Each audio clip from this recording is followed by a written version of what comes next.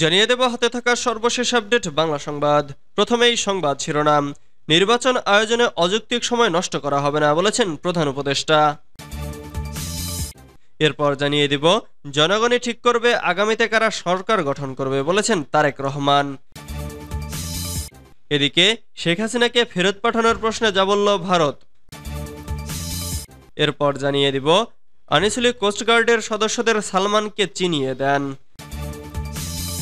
আরও জানিয়ে দেব চাঁদাবাজি দখলদারিত্বের রাজনীতির পরিণতি ভালো হবে না বলেছেন উপদেষ্টা আসিফ।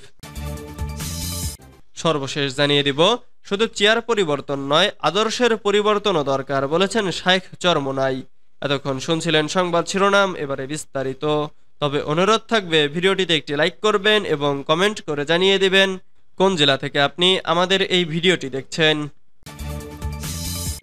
নির্বাচন আয়োজনে অযৌক্তিক সময় নষ্ট করা হবে না বলেছেন প্রধান উপদেষ্টা। জাতীয় নির্বাচন আয়োজনে অন্তর্বর্তী সরকার অযৌক্তিক সময় নষ্ট করবে না বলে মন্তব্য করেছেন প্রধান উপদেষ্টা ডক্টর মোহাম্মদ ইউনূস। শনিবার 31শে আগস্ট বিকেলে রাষ্ট্রীয় অতিথি ভবন যমুনায় বিভিন্ন রাজনৈতিক দলের প্রতিনিধিদের সঙ্গে বৈঠককালে একথা বলেন তিনি। বৈঠক শেষে দলগুলোর প্রতিনিধিরা সংবাদ মাধ্যমকে এ তথ্য জানান। নেতারা জানান প্রয়োজনীয় সংস্কার শেষে দ্রুত সময়ে নির্বাচনী পরিবেশ তৈরি করার জন্য প্রধান উপদেষ্টার কাছে দাবি জানানো হয়। তারা আরও জানান সংলাপে রাষ্ট্রপতি ও প্রধানমন্ত্রীর ক্ষমতায় ভারসাম্য নিশ্চিত করা, দুইবারের বেশি প্রধানমন্ত্রী না হওয়া, নির্বাচনী ব্যবস্থাসহ সাংবিধানিক বেশ কিছু সংস্কারের দাবিও উপস্থাপন করেছেন নেতারা। এ সময় প্রধান উপদেষ্টা যৌক্তিক সময়ে সবকিছুর সমাধান করে দেশকে নির্বাচনের দিকে নিয়ে যাওয়ার প্রতিশ্রুতি দিয়েছেন বলেও মন্তব্য করেন তারা। অন্তর্বর্তীকালীন সরকারের প্রধান হিসেবে দায়িত্ব নেওয়ার পর নির্বাচন আয়োজন নিয়ে রাজনৈতিক দল এবং জোটের সঙ্গে মতবিনিময় শুরু করেছেন ডক্টর মোহাম্মদ ইউনূস। জনগণই ঠিক করবে আগামীতে কারা সরকার গঠন করবে বলেছেন তারেক রহমান।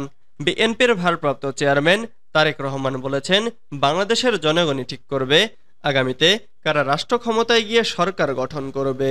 তিনি বলেন স্বৈরাচার পতন গণতন্ত্রকামী জনগণের দীর্ঘ আন্দোলনের বিজয়। শনিবার 31শে আগস্ট দলের তৃণমূল নেতাকর্মীদের সঙ্গে ধারাবাহিক মতবিনিময়ের অংশ হিসেবে তৃতীয় দিনে ময়মনসিংহ ও সিলেট বিভাগের নেতাকর্মীদের সঙ্গে মতবিনিময়কালে তিনি এ মন্তব্য করেন। দলের নেতাকর্মীদের সতর্ক করে তারেক রহমান বলেন নিকট অতীতে স্বৈরাচার ছিল দৃশ্যমান গণনিপীড়নকারী, আর এখন স্বৈরাচারের দোসররা অদৃশ্য শক্তিরূপে জনতার বিজয়কে প্রশ্নবিদ্ধ করার ষড়যন্ত্র চালিয়ে যাচ্ছে। দৃশ্যমান প্রতিপক্ষের চাইতে অদৃশ্য শত্রু অনেক বেশি ভয়ঙ্কর। তিনি বলেন দৃশ্যমান প্রতিপক্ষকে আমরা চিনি, তাদের আক্রমণের ধরনও আমাদের পরিচিত, কিন্তু অদৃশ্য শত্রুরা অচেনা, আর তারা আছে সর্বত্র। তাদের অবস্থান অন্ধকার, আর তাদের কৌশল চোরাগোপ্তা। শেখ হাসিনাকে ফেরত পাঠানোর প্রশ্নে যা বলল ভারত। শেখ হাসিনাকে ফেরত পাঠাতে বাংলাদেশ অনুরোধ জানালে ভারত কি জবাব দেবে এ নিয়ে প্রশ্ন উঠেছে ভারতের পররাষ্ট্র মন্ত্রণালয়ের সাপ্তাহিক মিডিয়া ব্রিফিংয়ে। তবে এই প্রশ্নের সরাসরি কোনো উত্তর দেননি ভারতের পররাষ্ট্র মন্ত্রণালয়ের মুখপাত্র রণধীর জয়সওয়াল। তিনি শুধু বলেছেন এই ধরনের প্রশ্ন অনুমান নির্ভর, আর অনুমান নির্ভর কোনো প্রশ্নের উত্তর দেওয়ার রীতি নেই। ভারত থেকে শেখ হাসিনাকে ফেরত পাঠানোর ব্যাপারে দুটি প্রশ্ন করা হয় রণধীর জয়সওয়ালকে। বাংলাদেশ এমন অনুরোধ জানালে কি করা হবে জানতে চাইলে তিনি ওই কথা বলেন। কূটনৈতিক পাসপোর্ট বাতিল হয়ে যাওয়ায় শেখ হাসিনা আইনগতভাবেই ৪৫ দিন ভারতে থাকতে পারবেন। এর মধ্যেই ৩ সপ্তাহের বেশি সময় দেশটিতে পার করে ফেলেছেন তিনি। শেখ হাসিনা পদত্যাগ করে ভারতে পালিয়ে যাওয়ার পরদিন দেশটির পররাষ্ট্রমন্ত্রী এস জয়শঙ্কর নয়াদিল্লিতে পার্লামেন্টে যে কথা বলেছিলেন তার পুনরাবৃত্তি করে জয়সওয়াল আজ আবার বলেন গত ৫ আগস্ট খুব সংক্ষিপ্ত নোটিশে তিনি ভারতে প্রবেশের অনুমতি দিতে অনুরোধ করেছিলেন। তাকে ফেরত পাঠানোর ব্যাপারে যে ধরনের প্রশ্ন করা হচ্ছে তা কল্পনাপ্রসূত। আনিসুলি কোস্টগার্ডদের সদস্যদের সালমানকে চিনিয়ে দেন।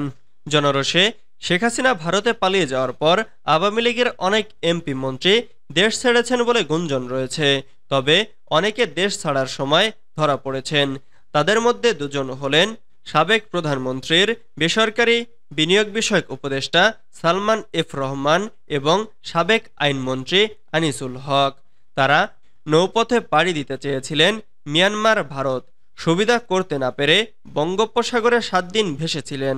পরে গত 13ই আগস্ট পালানোর সময় রাজধানীর সদরঘাট এলাকা থেকে গ্রেফতার হন তারা। ঢাকা মহানগর গোয়েন্দা পুলিশ সূত্রে জানা গেছে, গত 5 আগস্ট বাসা থেকে বের হয়ে ঢাকার চারপাশে ভয়ঙ্কর অবস্থা বুঝতে পারেন সালমান এফ রহমান। বিমানবন্দর সহ সব জায়গা থেকে ইতিবাচক সাড়া না পেয়ে উত্তরার নিজের মালিকানাধীন একটি জুট মিলে যান। সেখানে গিয়ে ছদ্মবেশ ধারণ করেন, মুখ ভর্তি সাদা দাড়ি নিজেই কাটেন। সেখানে বেগজিমকো গ্রুপের কর্মরত নৌবাহিনীর একজন অবসরপ্রাপ্ত কর্মকর্তা তাকে নৌপথে দেশ ছাড়ার পরামর্শ দেন। সেই কর্মকর্তাই মোটা অঙ্কের টাকায় তাকে ম্যানেজ করে দেন একটি ইঞ্জিন চালিত ট্রলার। রাজধানীর 300 ফুট সড়কের কাঞ্চন ব্রিজ এলাকা থেকে ওই ট্রলারে চড়েন সালমান। সঙ্গে নেন স্যাটেলাইট ফোন, বিভিন্ন দেশের মুদ্রা, প্রয়োজনীয় সামগ্রী। সঙ্গী হিসেবে ডেকে নেন তার ঘনিষ্ঠ সাবেক আইনমন্ত্রী আনিসুল হককে। নৌযানটি চলে যায় সোজা ভোলায়। যাওয়ার সময় মাঝপথ থেকে সঙ্গে নেওয়া হয় যাবতীয় খাদ্য ও জরুরি সামগ্রী। চাঁদাবাজি ও দখলদারিত্বের রাজনীতির পরিণতি ভালো হবে না বলেছেন উপদেষ্টা আসিফ। চাঁদাবাজি দখলদারিত্বের রাজনীতির পরিণতি ভালো হবে না বলে হুঁশিয়ারি দিয়েছেন অন্তর্বর্তীকালীন সরকারের উপদেষ্টা আসিফ মাহমুদ সজীব ভুইয়া। শনিবার 31 আগস্ট রাতে সামাজিক যোগাযোগ মাধ্যম ফেসবুকে দেওয়া এক পোস্টে তিনি এ হুঁশিয়ারি দেন। আসিফ মাহমুদ লেখেন, চাঁদাবাজি আর দখলদারিত্বের রাজনীতির যে পুনর্বাসন হচ্ছে এর পরিণতি ভালো হবে না। জনমনে ক্ষোভের জন্ম দিয়ে কিভাবে নতুন বাংলাদেশের অংশ হবেন। এদিকে বিএনপির মহাসচিব মির্জা ফখরুল ইসলাম আলমগীর বলেছেন, চাঁদাবাজদের সঙ্গে বিএনপির কোনো সম্পর্ক নেই। আপনাদের এলাকায় কেউ যদি বিএনপির নাম ভাঙিয়ে চাঁদাবাজি করতে আসে তবে তাকে ধরে পুলিশের হাতে তুলে দেবেন। আজকে বিভিন্ন পত্রপত্রিকায় বিএনপির ভাবমূর্তি নষ্ট হওয়ার মতো খবর প্রকাশিত হচ্ছে। এসব কর্মকাণ্ডের সঙ্গে বিএনপির কোনো সম্পর্ক নেই। ছাত্র জনতার অভ্যুত্থানের মধ্য দিয়ে যে বিজয় অর্জিত হয়েছে সেই বিজয়কে নস্যাৎ করার চেষ্টা চলছে বলে শঙ্কার কথা জানান বিএনপির মহাসচিব। তিনি বলেন, আজকে আমাদের মধ্যে বিভেদ সৃষ্টি করে আমাদের আলাদা করার চেষ্টা করা হচ্ছে। আপনারা সবাই সজাগ থাকবেন।